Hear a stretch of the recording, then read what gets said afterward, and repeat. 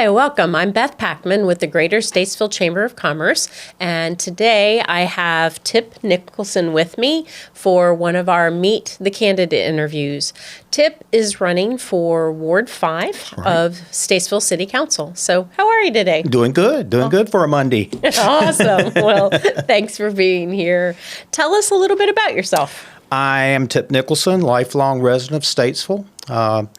My family has been in this community for generations. My grandparents were both physicians. In fact, my grandmother was a physician, which was rare in the early 1900s.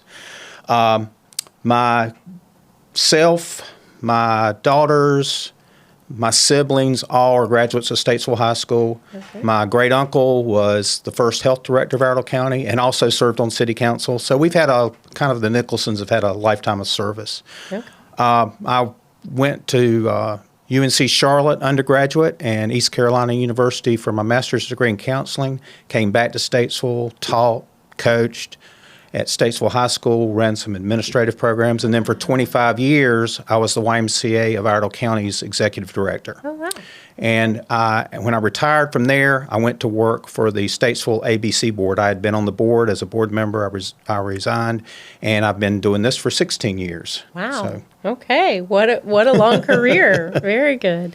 Tell me a little bit about why you're running for city council. I guess the main thing is I love Statesville. For 45 years, I've been involved in many capacities, many different groups. A teacher, coach, nonprofit leader, elected official. I have been an elected official for other boards and organizations. I served the town of Troutman as a town board member early in my years, and then was on the first merged Iredell Statesville Board of Education on the Board of Education. Okay.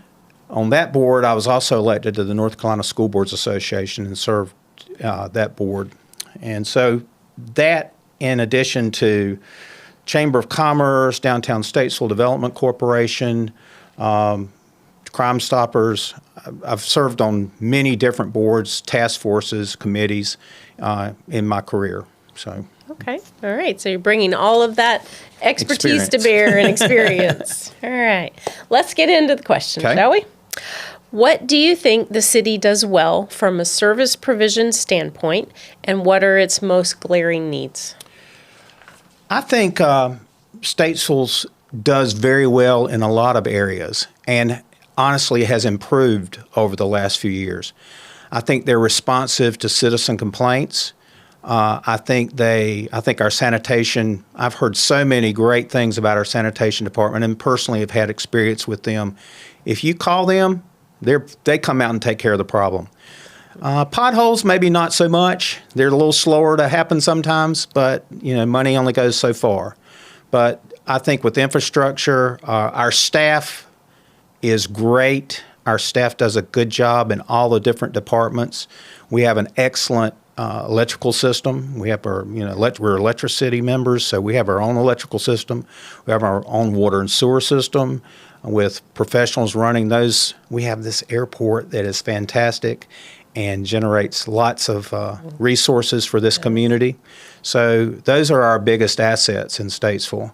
Okay. And you ask what we could do better. Sure. We can always improve with communication.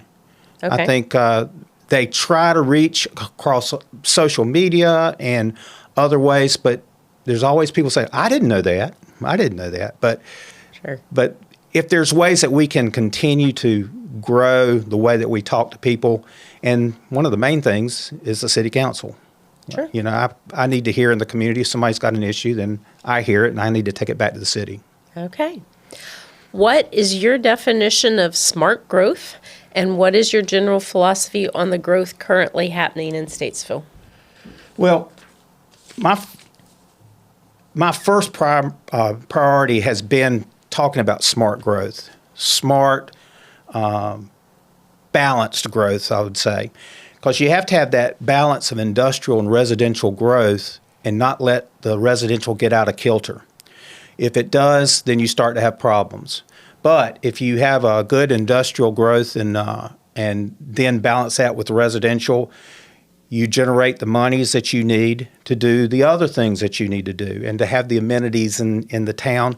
And as you do that, you improve your amenities and your infrastructure, you attract more industrial. You become an attractive place for an industry to look at.